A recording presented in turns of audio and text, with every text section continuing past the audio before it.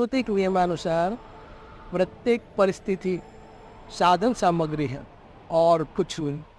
अतएव परिस्थितियों के प्रतिकूल साधन का आग्रह साधन में विघ्न है।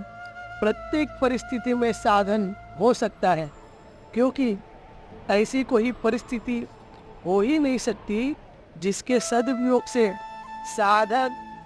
साधन निष्ठ न हो जाए। परिस्थिति परिवर्तन की बात वे ही साधक सोचते हैं जो परिस्थिति के सदुपयोग के महत्व में विश्वास नहीं करते हैं, अपितु अप्राप्त परिस्थिति के चिंतन में ही रत रहते हैं। प्रत्येक परिस्थिति स्वरूप से ही अपूर्ण है। जो अपूर्ण है वह साध्य नहीं हो सकती, और जो साध्य नहीं हो सकती उसे साधन सामग्री ही मानना चाहिए। साधन सामग्री चाहे जैसी हो, उसके सदुपयोग में ही साधन परायणता सिद्ध होती है।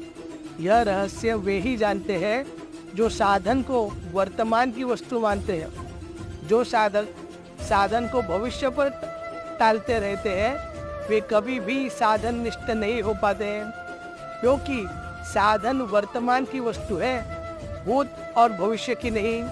वर्तमान के सुधर जाने से ही भविष्य उज्जवल बनता है और भूतकाल का दुष्परिणाम भी मिट जाता है। इस दृष्टि से प्राप्त परिस्थिति में ही साधन निर्माण हो सकता है। साधन उसे नहीं कहते जिसके करने में साधक असमर्थ हो। साधन वही हो सकता है जिसे साधक कर सके। साधक वही साधना कर सकता है जो उसकी प्राप्त परिस्थिति के अनुरूप हो। प्राप्त परिस्थिति का आदर पूर्वक सदुपयोग करने में ही साधन निहित है।